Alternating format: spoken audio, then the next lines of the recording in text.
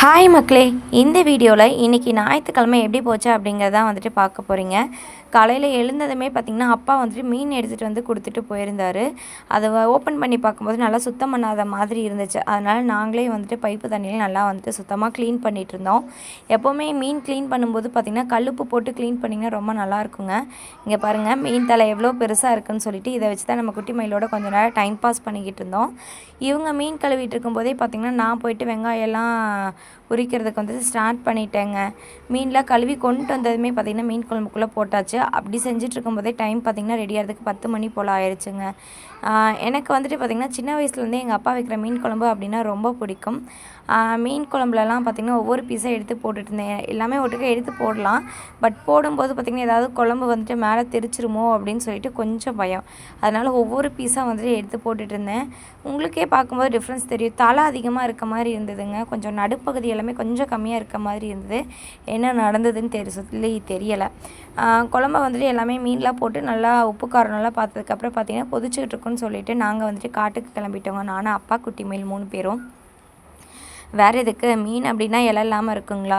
இலையில சாப்பிட்டோம் அப்படின்னா கொஞ்சம் நல்லாயிருக்கும். முள்ளெல்லாம் தனியாக எடுத்து வைக்கிறதுக்கு கொஞ்சம் ஈஸியாக இருக்குங்க. அதனால் இலை எடுத்துகிட்டு வரலான்னு சொல்லி போயிட்டோம். நான் காட்டுக்கு வந்தே பார்த்திங்கன்னா கிட்டத்தட்ட ஒரு 2 மாதம் இருக்குங்க. 2 மாதத்துக்கு அப்புறம் இன்றைக்கி தான் வந்துட்டு பார்த்திங்கன்னா பில்லுக்கரணை காட்டுக்குள்ளேயே வரேன். இது வந்துட்டு பில்லுக்கரணான்னு சொல்லுவோம் எங்கள் ஊர் பக்கம். எருமைக்கெலாம் வந்துட்டு தோவை இல்லாதப்போ இதை தான் வெட்டி போடுவோம். உள்ளே வந்துட்டு பார்த்தாலே நல்லா அப்படியே பச்சை பசியேன்னு இருந்தது. ஈரோட்லலாம் இருந்துட்டு வந்துட்டு இங்கே பார்க்கறதுக்கு வந்துட்டு பார்த்திங்கன்னா அவ்வளோ நல்லா இருந்ததுங்க. இலை இருக்கலான்னு தான் போனோம். சரி, ஆட்டுக்குமே வந்துட்டு ஒன்றுமே இல்லை. இந்த வாழை மரம்லாம் இனிமேல் காற்று கால ஆரம்பிச்சிருச்சு. சாஞ்சிரும்னு சொல்லிட்டு ஆட்டுக்குமே வந்துட்டு கொஞ்சம் வந்துட்டு தலைலாம் வந்துட்டு வெட்டிக்கிட்டோங்க. பக்கத்தில் பார்த்திங்கன்னா தென்னை மரம்லாம் இருந்துச்சு. இதுக்குள்ளே பில்லுக்கரணை காட்டுக்குள்ளே அங்கங்கே வந்துட்டு தென்னை மரம் வச்சுருக்கோம்.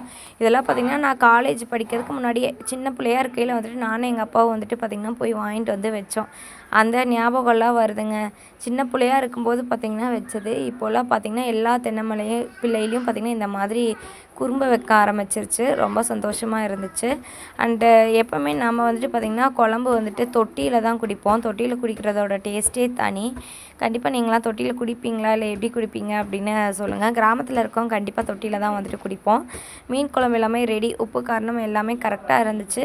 ஃபைனலாக வந்துட்டு பார்த்திங்கன்னா கொத்தமல்லி தழை போட்டு இறக்கியாச்சுங்க. கரெக்டாக வந்துட்டு சாப்பிட்லான்னு சொல்லி போடும்போது தான் குட்டி மயில் வந்துட்டு கீழே விழுந்துட்டு அழுக ஆரம்பிச்சிட்டான். அவனெல்லாம் சமாளிச்சுட்டு வந்து நான் சாப்பிட்றதுக்குள்ளே பார்த்திங்கன்னா கிட்டத்தட்ட மணி ஒரு 10:30க்கு மேலே ஆயிடுச்சு. அதுக்கப்புறம் சாப்பிட்டு முடிச்சதுக்கப்புறம் நம்ம லைவ் வந்தோங்க. லைவ்லாம் முடிச்சுட்டு கொஞ்சம் நேரம் ரெஸ்ட் எடுத்ததுக்கப்புறம் ஐஸ்காரங்க வந்திருந்தாங்க. நம்மளால் ஐஸ் வண்டியை பார்த்தா விடுவானா, அதனால் வந்துட்டு பார்த்திங்கன்னா ஒரு ஐஸ் வாங்கி கொடுக்கலாமே, பாவம் கேட்குறானேன்னு சொல்லி போனேன். அங்கே தான் நான் தப்பு பண்ணிட்டேங்க. கேட்கும்போதே நோ சொல்லியிருக்கணும். ஒன்று தானே வாங்கி கொடுக்கலாம் அப்படின்னு சொல்லிட்டு போனது தான் நான் பண்ண தப்பு. ஒரு ஐஸ் வந்துட்டு பத்தாதுன்னு சொல்லிட்டு இன்னொன்று வேணும்னு சொல்லி அழுக ஆரம்பிச்சிட்டான். ஃபஸ்ட்டு ஆரஞ்சு வேணும்னு கேட்டேன். ஆரஞ்சு வாங்கி கொடுத்ததுமே ரோஸ் வேணும்னு சொல்லி ஆர்ப்பாட்டம் பண்ணான். அவருமே பாவம் நல்லவர், மாற்றி கொடுத்துட்டு போயிட்டார்.